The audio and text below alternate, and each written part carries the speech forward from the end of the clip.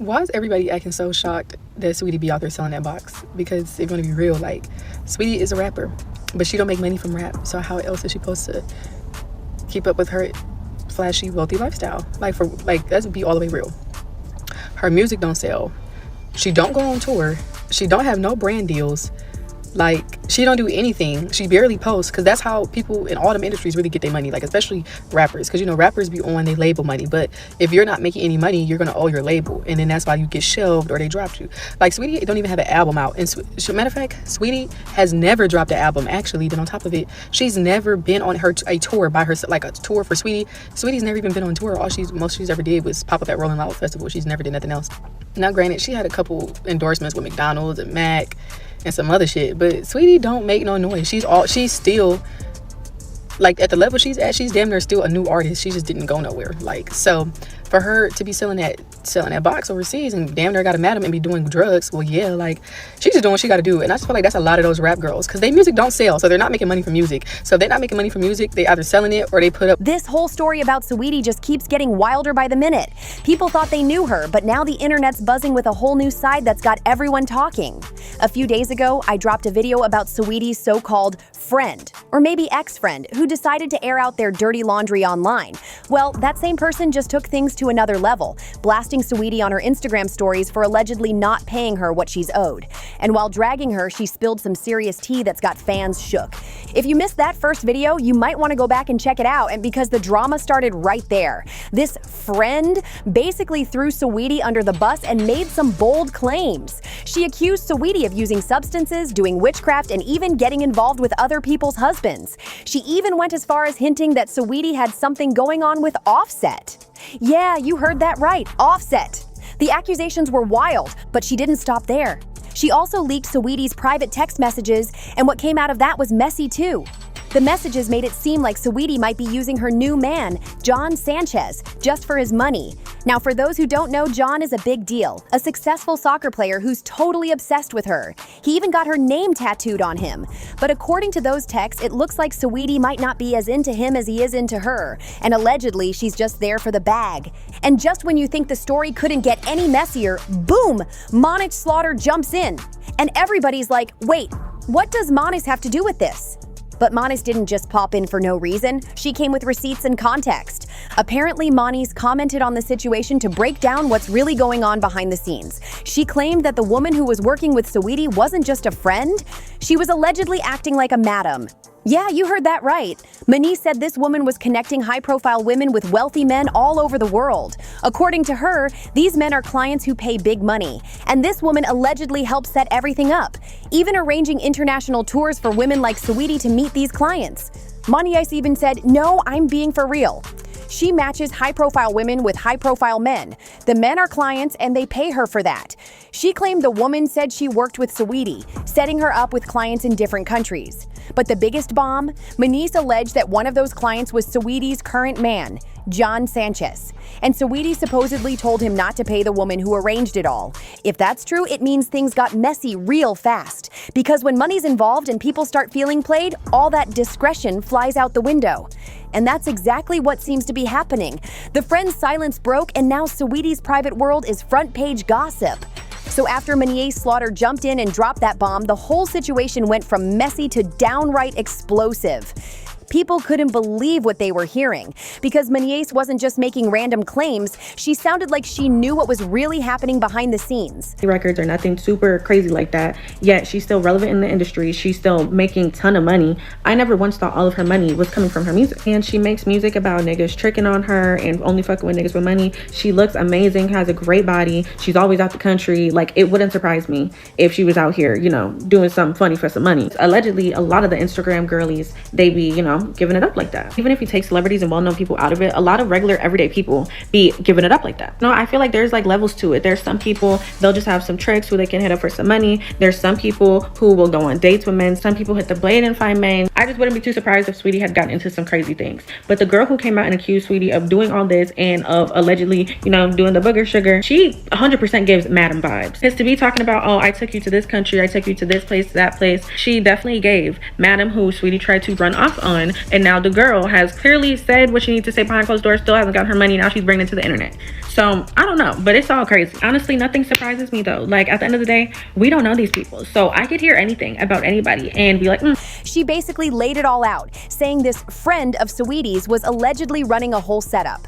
Not just helping Saweetie book gigs, but connecting her with elite clients across the globe.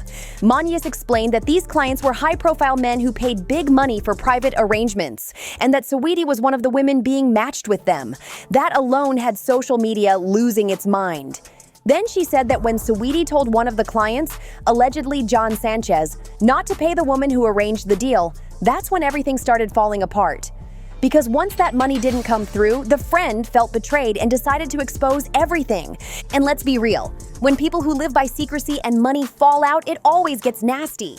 Monique said this is exactly why things blew up online.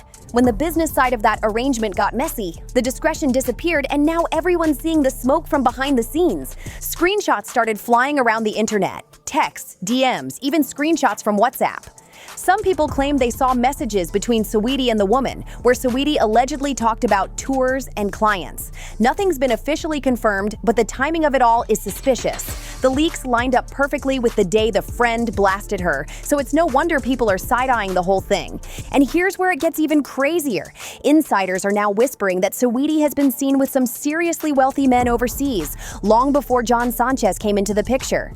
People are now wondering if these vacations she was always flexing online were more than just trips for fun. Photos from luxury jets, private islands, and yachts have fans asking questions like, was that work or pleasure? But the internet's divided. Some people are saying it's all cap, that this is just another case of a bitter friend trying to ruin someone's name after falling out. Others are saying the details line up too perfectly to be fake. The tea's boiling and nobody knows what's true anymore. And through all of this, Saweetie hasn't really said much.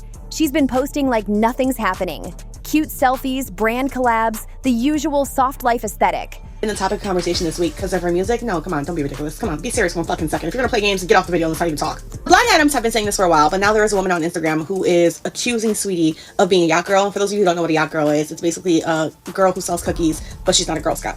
If you hearing this news is shocking to you and you never saw this coming, I'm willing to bet that you're also the kind of person who, when your baby daddy said if you gave him a little bit more coochie, he would start being a better father. And you believed him and did it. Hearing this news is unbelievable to you, it's shocking to you, you're also the kind of person who buys hair care products from The Rock. I have said it before, like, I get crucified for it, people get so mad every single time I bring it up, but your favorite musicians are not very wealthy. Like, there's no money to be made in the music industry. A lot of them are broke.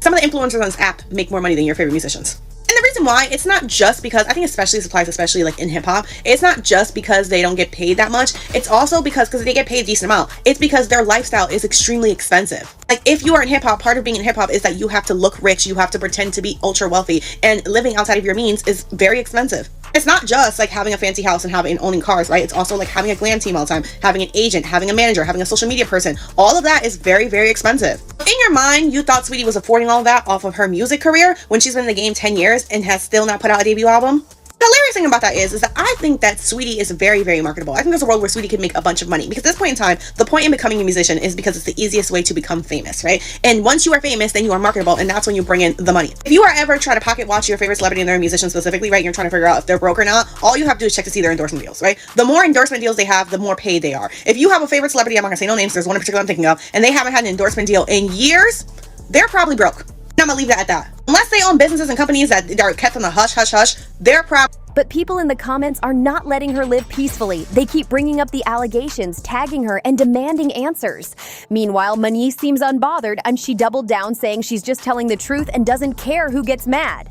Now, people are saying that if Saweetie doesn't clear her name soon, this whole Escort scandal might stick, and that could mess with her brand deals and image. Because let's be honest, when your name gets caught up in something like this, the industry pays attention real quick. And the big question everyone's asking now is, if John Sanchez really was one of those clients, does he know the full story? Or is he just now realizing he might have been part of something bigger than he thought? So while the internet is still on fire over Saweetie's alleged double life, another wild piece of tea just dropped, this time involving Beyonce and Alicia Keys. Yeah, you heard that right. Out of nowhere, Beyonce's dad, Matthew Knowles, decided to spill some never-before-heard secrets that left everyone's jaw on the floor. According to Matthew, things got real dangerous back in the day when Beyonce and Alicia Keys were shooting their collab, Put It in a Love Song. You remember that track, right? Two of the biggest voices in music, absolute icons, teaming up on what was supposed to be a massive hit. Fans were hyped, the teaser clips looked fire, and everyone was waiting for the music video to drop. But guess what? It never came out. For years, people wondered what happened. Well, now we know. And it's way crazier than anyone thought. Matthew Knowles said that while filming in Rio de Janeiro, things went left, fast. He claimed that Beyonce and Alicia had to be airlifted out of the country because their lives were literally in danger. Yeah, not just canceled flights or scheduling issues, actual danger. According to Matthew, Sony, the label at the time, didn't pay certain local figures. And when that money didn't come through, the streets in Rio weren't having it. He said that criminal groups were running whole areas, and it got so tense that the artists had to be flown out for their own safety. Imagine that. Two global superstars forced to escape mid-shoot. And if you think he's exaggerating, the numbers back him up. In 2010, Brazil recorded over 43,000 murders. That's about 22 per 100,000 people, which was insanely high compared to the global rate of 6.9. Rio specifically was known for being one of the most dangerous places at that time. The city was deep in a war between the police and organized gangs, and things got so bad the army had to step in. So now it's making sense why Sony and the crew might have panicked. Those neighborhoods weren't just risky, they were controlled. Locals warned production teams not to enter certain zones unless proper arrangements were made. Clearly, Sony thought they could skip a few payments and keep things moving. But that plan backfired big time. But here's where it gets shady. Alicia Keys gave a totally different version years later. When fans asked her why the video never came out, she said it was because the final product didn't capture the energy they wanted. Really? That's a big difference from Matthew Knowles saying they had to be rescued by helicopter. So now fans are debating who's telling the truth. Was the video scrapped because it wasn't good enough, or was the danger too real to handle? Either way, something's not adding up and the internet wants answers. So let's break down just how wild things really were when Beyonce and Alicia Keys were out in Rio trying to film that music video. She's been accused of being a yachter, doing paid and arranged relationships, losing clients because she's abusing substances, doing voodoo. I see a lot of people, one, asking what yachting is, and two, wanting this whole situation broken down, so I'm gonna break it down for you. Now, Saweetie's accused of being a yachter. A yachter is somebody that gets on boats and they abuse maritime law. There's a thin line of do's and don'ts in the ocean, and sometimes they use that thin line to buy and sell cash. Now, Saweetie does live a very luxurious lifestyle, and I just can't believe that she's living this lifestyle from her music. Now, Maybach May, who's put these allegations on Saweetie, is accused of being a madame. A madame is a higher tier yachter or a higher tier escort, and they usually are in charge of divvying out the girls. A good example of an alleged madame is Natalie Nunn or Jocelyn Hernandez or any of the bitches that got a show on Zeus Network. They have countless allegations of going to Dubai for these lash parties, but you never see any lashes sold. Then they always come back talking about how they got the bag. Now, one of the things it seems Maybach May is accusing Saweetie of is not fulfilling the full agreement. What's the agreement, you may ask? I think Saweetie was supposed to meet up with the soccer player. I think they were supposed to do and call it a day. Now, Miss Madame is alleging that Saweetie told the soccer player not to pay the madame and just to pay her. Now, here's a video of Saweetie originally meeting the guy at the soccer game, and I think it is a little weird that she doesn't even look like she knows who he is. She doesn't even realize that he's coming over to see her until he gets there, and then she hugs him, and it's a little awkward. Now, she said this was a paid appearance, so what I think was supposed to happen is I think Saweetie was supposed to get paid to go visit this guy, if you know what I mean. I think when this man visited Saweetie, he fell in love, and she realized that, so she told this man, just pay me, you don't gotta pay her. Now, since Saweetie got the whole pay cut, maybe they have to act like they're in a relationship so it doesn't look weird, the big transfer of money. So what famous sports player is not gonna give his girl hella money anyways? And they were gonna ice the madame out the deal. And don't y'all get on here acting fake surprised about Saweetie. I've been told y'all months ago, it damn sure wasn't the fucking music. I need you guys to stop putting these people on a pedestal. And you know, with everything unraveling right now, I made my last video about it. Please understand, there is a reason people are scared of that Fent. Pepsi and Coca-Cola company has never shut down, babes.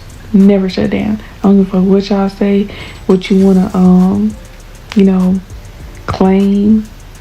There is two sides of peer pressure. The more details come out, the more it sounds like a movie, except this was real life. Back in 2010, Rio de Janeiro wasn't exactly the tropical paradise people imagine on travel blogs. Behind the beaches and bright lights, the city was going through absolute chaos. Criminal gangs weren't just causing trouble, they were running whole neighborhoods. They controlled the favelas, they had their own security, and if you entered their area without the right clearance, things could go south fast. And that's exactly what reportedly happened to the production team shooting Put It in a Love Song. According to Matthew Knowles, Sony didn't handle their business properly. They were supposed to pay certain local groups to guarantee safety for the shoot, but allegedly that money never made it to the right hands. So when word got around that Beyonce and Alicia were filming without authorization or payment, everything flipped. Matthew said the situation got so dangerous that they had to call in helicopters to get Beyonce and Alicia out of there immediately.